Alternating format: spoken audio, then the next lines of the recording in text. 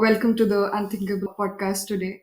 And it's a Good. historical moment for us because when I first wanted to become a designer, I think the first thing that came to me was your book, The Design of Everyday Things. And I think that's how many designers start their journey in design. And what a way to start. I feel your books have been so inspiring for many of us. Many of us students are here as well.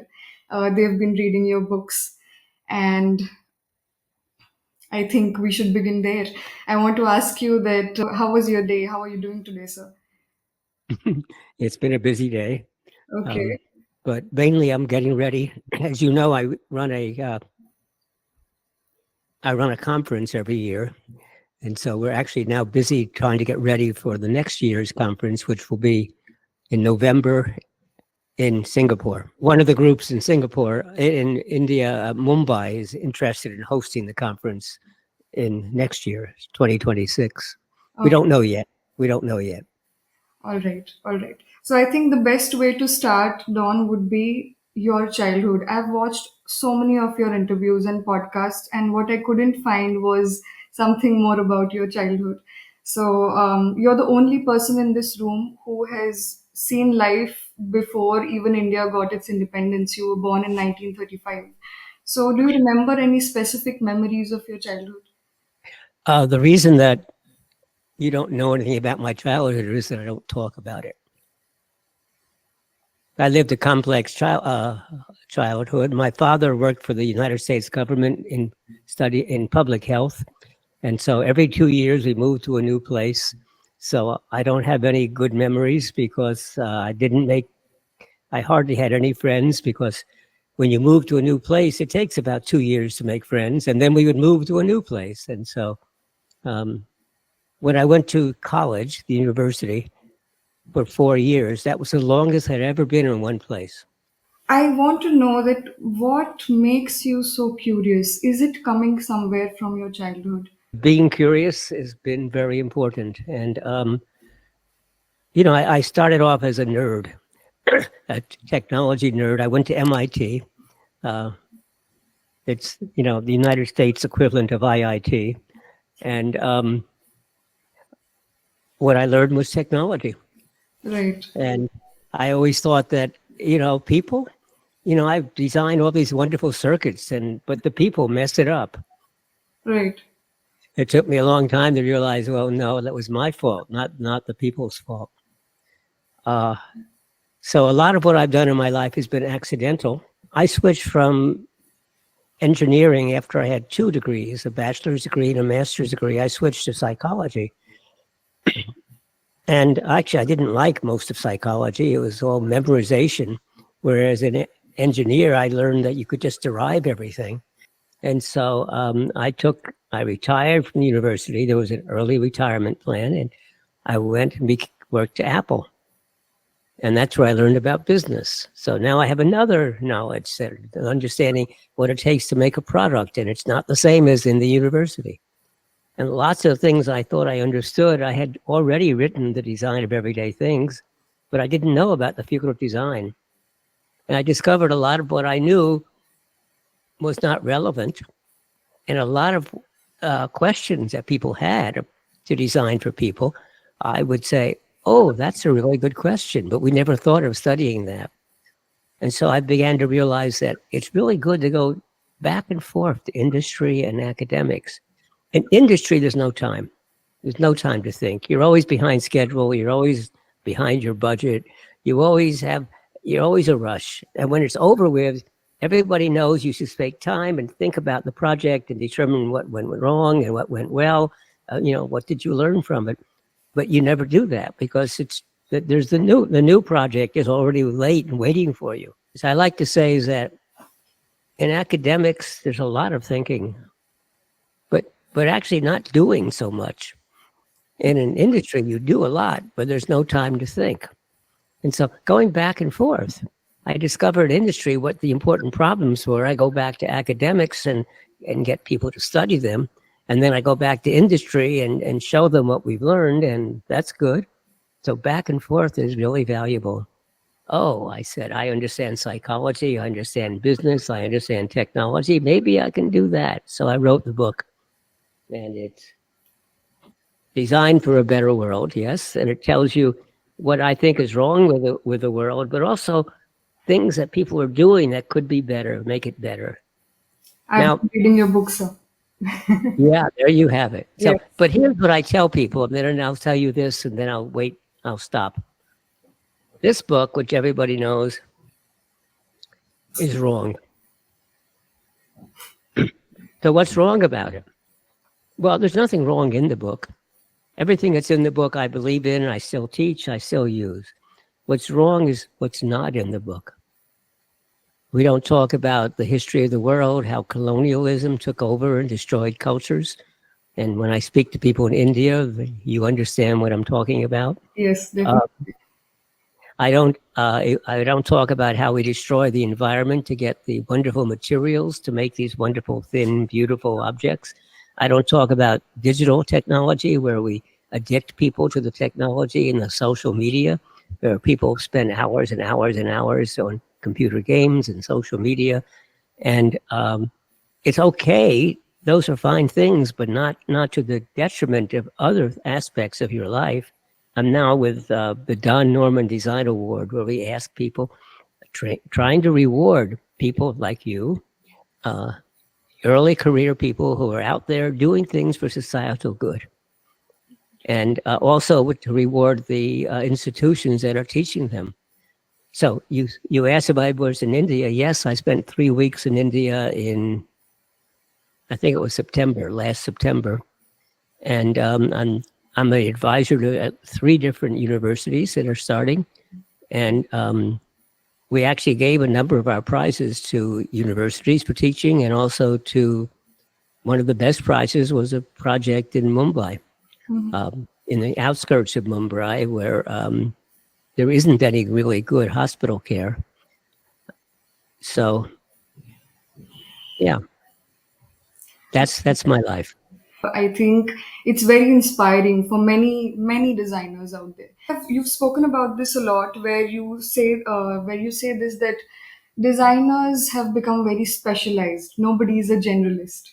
And when I look at your career, you talk about business, technology, AI, design. I think that's such a beautiful combination, because then you have a lot of perspectives. So I think my next question to you, sir, is that we know you as a designer, we know you as an educator, we know you as an author. At this stage in life, how would you define yourself? I think I'm an educator. But yes, the universities have all want to have the very best professors.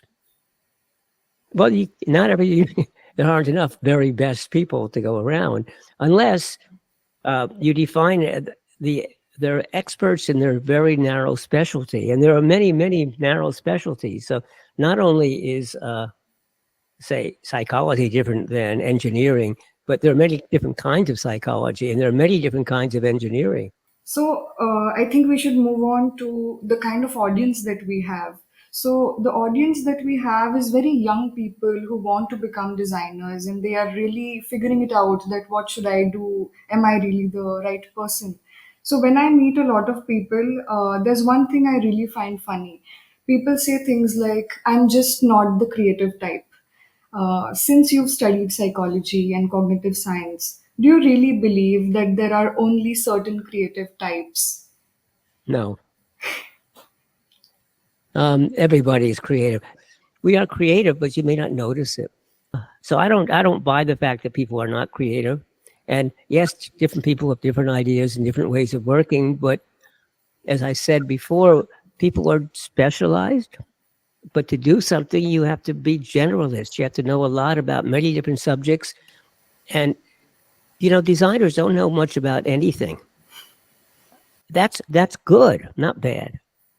Because when you know something very well, a topic very well, you're not very creative, because you know the history, you know what people are doing, and it's very hard to see that there might be a completely different way of doing things. And that's why it's often an outsider who's the person who invents some creative thing that the insiders never thought of. And it's often the case not because the outsider is smarter, but because the outsider has a different point of view. I think that's a very different and a very unique way to look at it. I think now we should move on to talking about design education. The landscape of design education in India is changing. We've never seen something like this. Like many design schools are opening up in the country. The government is talking about design. The Prime Minister recently addressed the nation and he said that now it's time. Like we had a Make in India, we had a Skill India program. Now we are talking about design in India and for the world. So I think people are really talking about design education today in India. Recently, I think 14 new schools have come up in India. So what I've noticed is design is often connected to art, and it's a little confusing because is it an art school? Is it a design school? It becomes It's not confusing. It's wrong. And so these new schools that simply think that it's applied art are not going to get any place. What I see in India, India to me is the most exciting country in the world for the development of new universities. And as I said, I'm already an advisor to about 3 of them. I've been asked to be advisor at some new ones. And the most powerful new universities are what's called deeded. They're deed universities. They don't combine art with design. They're very different. Art is to express your opinions, to make people think, to create wonderful experiences and also puzzles for you to think about and change your mind or think about hard about what this means. Art is very important, but it's usually the artist expressing their own opinions and ideas. That's not what design is. Design is for other people, where we have to build things that actually improve the quality of life for other people. It's a very different field. And should we make things that are attractive? Well, yes, but that's the only part of art that's really relevant. And it's not, if I'm trying to do a new water system or sewerage system or education system, I don't have to be a good artist. Here's the other problem, though. Designers are so proud of what they can produce that that's all they do. But I don't see any designers in position of authority. And how do you get promoted in a company to be a senior executive? You have to stop being a designer. You have to start thinking about what's good for the company, what's good for the people, what's good for the nation. so. What do you think the new design schools should actually be teaching? They should be concentrating on learning.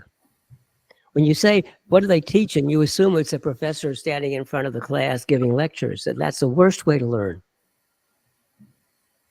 I think that we should have interesting projects. Now, what you might do is what the design faculty should do is they should think about what are the things I want all my students to know so they can be successful. And so then you do a project and you try to make sure that a number of the things are just automatically part of that project. But no project can cover everything you think they ought to know. But in the several years that you're at school, you could get multiple projects.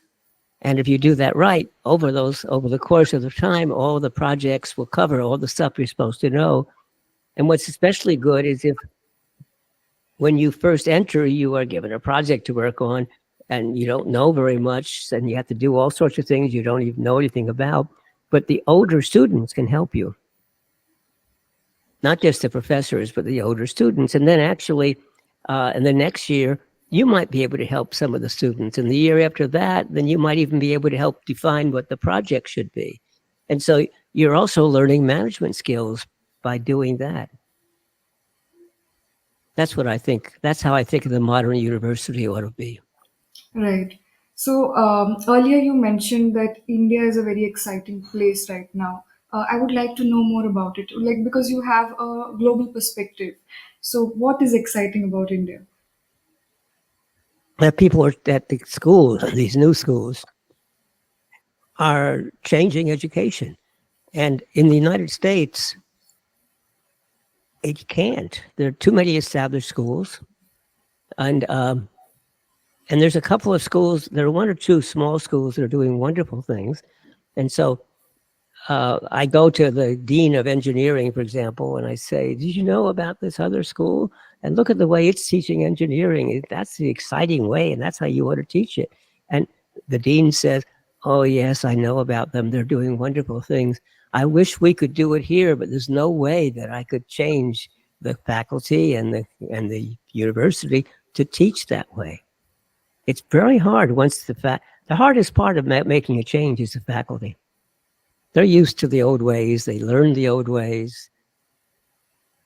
So you need to hire special new faculty who are excited about doing things differently. Design is evolving rapidly, and the way designers are working is changing as well. However, one thing that hasn't changed much here in India is how design schools select students here. Basically, Yeah, you need a portfolio.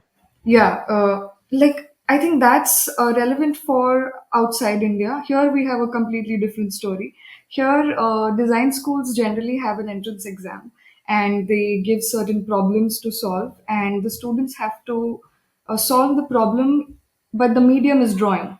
So they have to draw, they have to sketch, they have to be good at art, and then they have to clear the entrance exam. There is a critical side to it as well, where they solve certain maths problems or the logical aspect as well. But the major focus lies in drawing. What do you think about this assessment method? I've just been arguing that there are many different kinds of designers who have very many different skills, and to focus on one special skill is wrong. Drawing is a very powerful way of first of all, illustrating your ideas, but also thinking. And I think it's useful and people want to learn it. But I wouldn't admit somebody because they're good at that. They can learn that. And can you make a sketch that's beautiful and wonderful? So what? In fact, you know what? Computers are going to be able to do that better than people. So let the computers do that. So, if you were to select students for a design school, what would you do? I When I look for students who are different. I once took a student who, as a graduate student, who had flunked out, who had failed in his undergraduate year. Um, Remember I told you about the one who got the Nobel Prize? Yes. We hired him, and he said nobody else would hire him. He was in England, and nobody cared about. They thought he was crazy and didn't have good ideas because he was all over the place. He's very curious, very clever, and we looked at that and said that's the kind of person we want. We used to say we want misfits. We want people who don't fit the normal place. One more thing I'll tell you: when I was at Harvard University, Hmm. when we used to use exams to make a judgment on people. But if you scored a high score on the exam, we didn't accept you. We wanted people who thought differently, who thought the exam questions were bad. The person who flunked out, you know why he flunked out? He was too smart. He Oh, just was bored. But that's what the letters were for. The letters would say, "Yeah, he doesn't get good grades. That's because he's too far ahead of the class." so many designers in India, they're still trying to be job seekers, most of them. Like, for example, there's a graphic designer somewhere right now. He's designing the entire visual story of a brand, but he's not taken very seriously.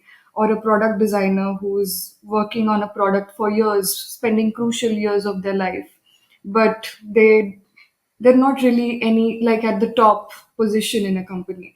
Why do you think designers are not CEOs, or they don't have a broader vision or something like entrepreneurship? What do you think is the missing piece here? Well, first of all, when you join a company, you're never going to be taken seriously. You have to earn the right. In design, in the way we teach design, is you have to understand the language of the people you're designing for. You have to understand their needs, the way they think. And so if you're designing a phone or you're designing whatever you're designing, you have to go and watch the people you're designing for. Well, you know who else you're designing for? You're designing for your boss, or more importantly, for the boss of your boss. And so you have to know what they care about. And so it isn't enough to say, I have a great idea. You have to know how to present it. You have to understand how business works. Because, look, when I was at Apple, we had the world's best computer, the Macintosh. And that was compared to the old-fashioned DOS machines and so on. You may not remember, you may not have been existed in those days, but we had a great machine, but people weren't buying it. And it doesn't matter how good your ideas are. If people won't buy it, the company dies. And one of the big markets that Apple had was selling computers to schools. And the schools liked the Apple computers, but the parents didn't. The parents said, why are they using these computers? We need our children to use the same computers that they need to use when they get a job. So again, these factors make a big difference. So you really have to understand that. And my experience with traditional designers, especially if you come from an art school, artists hate business. They don't think of art as a business, but then they wonder why they don't have very much money from their art, because you have to think of art as a business. And the successful artists, even the most creative and crazy ones that you love and have done things that are different, the ones who didn't think of it as a business were famous after they died. How's your audience doing? I keep seeing these memos. So these are our students. They are most of them are in 11th, 12th grade, and so basically high school. And they are aspiring to be designers. And we at Sharp Pencil, we are trying to teach them what actually is required to get into this field. As you mentioned earlier, sir, that it's not just about having a good idea, it's about applying it, the critical side of it. So, the philosophy that we are following here is combining the right brain and the left brain and teaching them these things so that they can apply their ideas in the right ways. And So, that means that courses should actually be, as I said, project courses where they have to combine different things. And they'll discover some people are really good at making things and trying them out, and some people are not. And some people are good at the idea, but not necessarily building it. correct. And other people are good at testing to make sure, because it's very important. Our ideas never work at first. So even if it's a great idea, even if it's put together very well, it's probably wrong for the people. And most of my ideas are wrong at first, but I know they're going to be. That's what's important.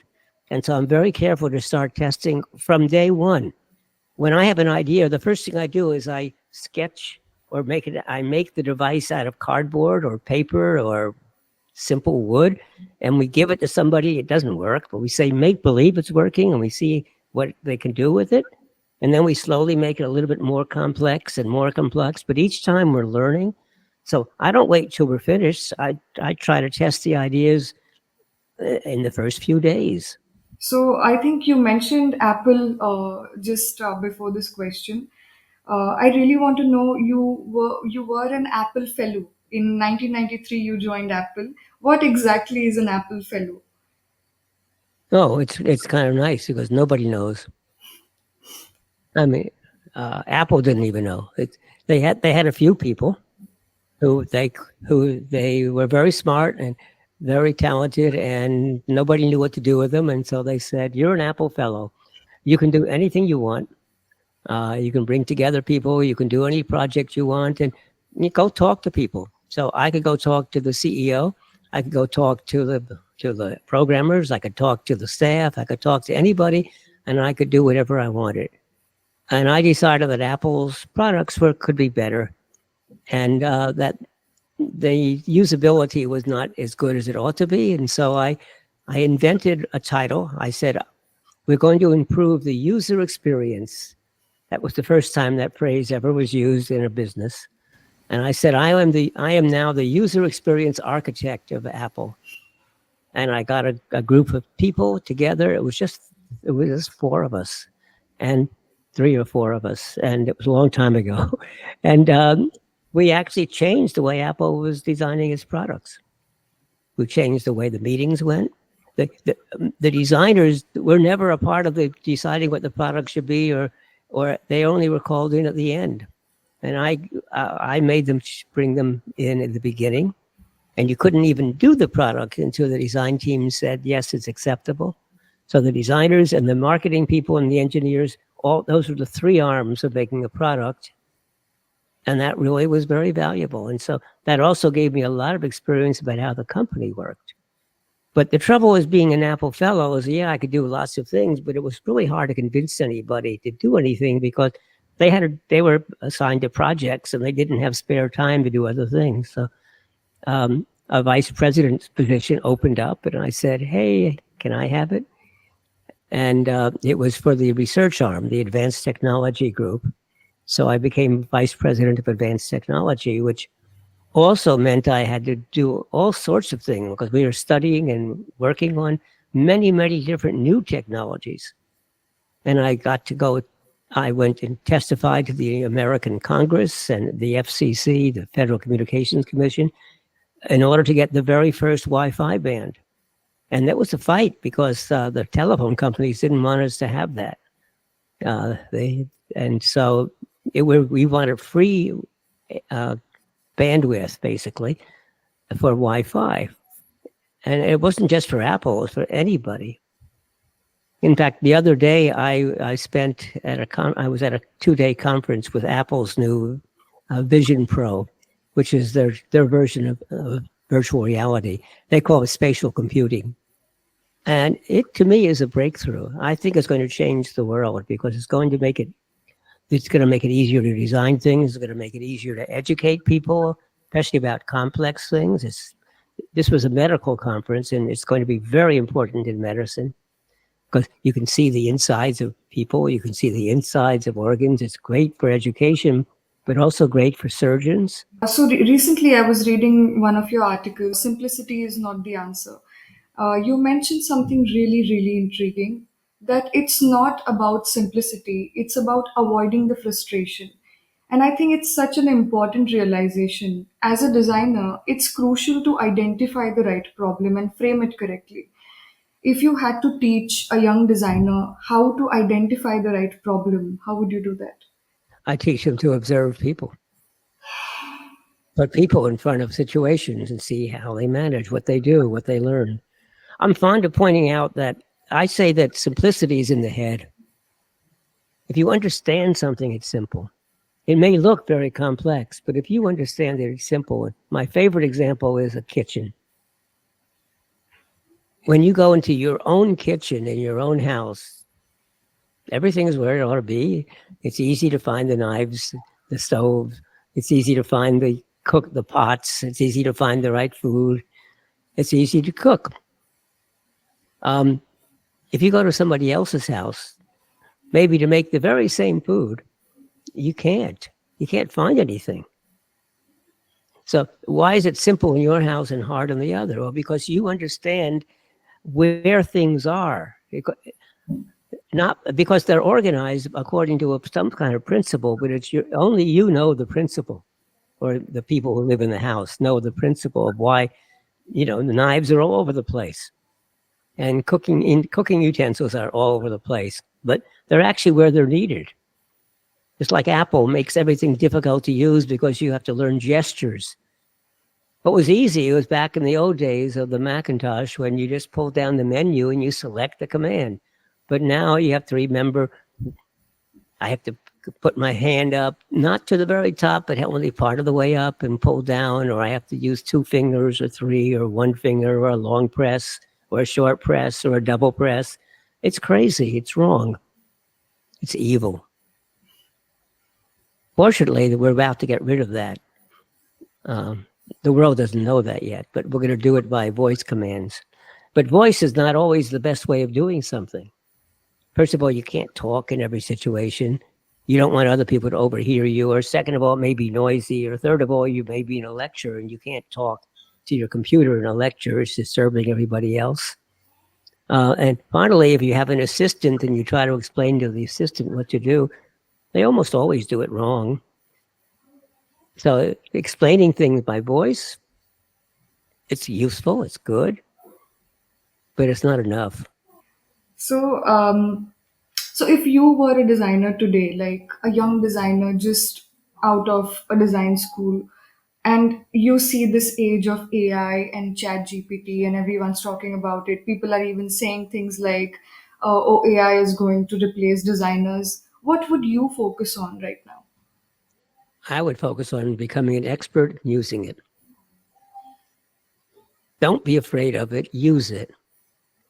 And actually, I also think that more designers ought to be helping to design it, building it in the first place so that it's not so difficult and so on. It should be, we should design it so it's a great collaborator. But it is a tool, and if you're not careful, if you don't learn it, you won't get a job or you won't keep a job. If you are expert at it, people really will want you. You have the skills that make you a better designer because the more you learn about it, the better your designer you will be. And so actually, that's what I'm trying to get the Nielsen Norman Group to do, is to teach more courses on how to use AI to make yourself more effective. And we're starting to do that now. We have a couple of really good videos explaining the beginning. We're starting to develop courses. It takes a while, and it's a little bit too soon because the systems are not very good yet, and they're changing. Almost every week they're different. But that's what we have to do. We have to teach people to use them very effectively. So in India, we are from a very young age, we are taught these values that you shouldn't complain, you should be content with whatever you have. I believe these cultural beliefs can create a kind of conflict in a designer's mindset. Like because if I'm used to being grateful all the time, I would never be able to develop the eye to spot a problem or to ask a question. How can one overcome these ingrained conditionings, and what would you recommend to avoid their impact? I think it's very important to understand where, well, different cultures are different and different cultures emphasize different things. And if you grew up like I did in New York, um, anybody who accepts everything is no fun. In fact, I have a friend now. It's I'm only 89 years old. He's 94 years old, and he's the guy who did the very first cell phone, and so he's still active and testifying to all sorts of people and writing and talking. But he tells me that I'm no fun to talk to. Why is that? Because we agree. But look, I believe that if you're in a company and you're trying to do things, you should question everything, but you have to be very careful how you do it. So, first of all, in your family, you may not, no matter how much you think your parents are wrong, don't question your parents. You have to follow whatever the culture is for the way you live and in normal everyday life. But in the jobs, we ought to have a different culture, and that we are we are all trying to do to make the best, wonderful, exciting results. And therefore, disagreements have to be thought of as I'm not disagreeing with you. I'm trying to give you a better idea. And it does require disagreeing about the ideas. But actually, well, here's another way of putting it. When I used to give talks in Cambridge, England, they would always I would always tell me everything I said that was wrong, and they would go on and on and on about where I was wrong. And afterwards, we all go out to the pub and drink beer and be friendly. They were, and the results of all those criticisms was it made my talks better. And there was once when I gave a talk and nobody criticized. And you know what that meant? It meant I gave a bad talk. So that was a culture where this criticism made everybody better. But you're right, it goes against the culture. And as you get older and more experienced, then you should be able to change, but it's too late to change. You're already stuck. I think there are some very very amazing points in your book I've been reading recently. Like the moment I read the title, history does not repeat itself, I feel, oh, I've always thought of it like that, and people use this phrase so many times, but you give a completely different perspective. Even places where you've mentioned that everything is artificial around you, even the animals are being sort of converted to fit how humans need them to be. So, and then after a point, one starts feeling that, oh, this world is really bad or everything is artificial. But then again, you break the notion by saying that no, not all artificial things are bad. So I think this constant introspection that happens, I think you've mentioned this also, that whenever you write as if you're talking to your reader. And I think that's very true. I completely was transported in a different world when I was reading your book. How do you do that? What I want to do is I want to tell a story because people appreciate stories and it makes complex things understandable. And after I've given some stories, then you begin to understand the situation, and then I can actually become more technical. But if made the technical stuff first, you probably would get lost and you wouldn't want to read it. But if I give you an interesting story and then I try to explain why that's interesting, and then you say, "Oh, that's good. Now I understand why." Because I've learned how to teach. You learn a lot by watching how people write stories. I like to read stories a lot, fiction, and try to see how the people have structured the book. And so what I try to do is interest you with something interesting to start with. Like I look out the window. In fact, that's the same window that I look out of. And if I look there in the daytime, that's the picture that you see in the book. And I can even see the mountains of Mexico. Well, the mountains are real, but the notion of Mexico, countries, that's artificial. Really, I was looking out the window and I just said, how much of this is artificial? And I started to realize that even the things that looked natural were artificial. And so that's a story I tell to start the book. Definitely. So, my final question to you, Dawn, is where do you think the design industry is heading in future? Well, I think, as you said earlier, people are starting to understand the power of design. But they still tend to think it's making something pretty. And they still tend to think that it's related to art, and it's not. And I hate the fact that this art and design are coupled together because they're not the same. They're very different. And I think one of the problems is people don't realize that designers are good at understanding complexity. And so if you want to organize, what should the structure of a company be? How do you organize the teams? Well, why not ask a designer to help you? Or how do you structure a lecture? Well, ask a designer to help you. So that, as I was explaining before, don't just make sure you present all the important information. Make sure you present it in a way that excites the interest of the person you're talking to. Thank you so much, Dawn, for doing this today. You took out time for this. I don't want the students to watch it. I want the professors to watch it De- and the deans of schools to watch it. Definitely. And we are going to make sure they do. We have a good network of schools, of colleges, and we are going to send them this wonderful conversation so that they can really change things here and we can have something really new in the design education space. Thank you so much for doing this. Thank you so much for coming, Dawn. Thank you. Thank you for having me. Bye, everybody. Thank you for staying there and listening.